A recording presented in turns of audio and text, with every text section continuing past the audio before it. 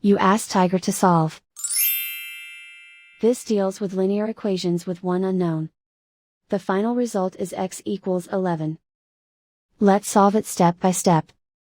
Simplify the expression. Group like terms. Simplify the arithmetic. Swap sides. Group all constants on the right side of the equation. Subtract 17 from both sides. Simplify the arithmetic.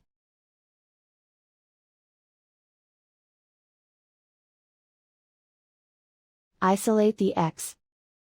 Divide both sides by -5. Cancel out the negatives.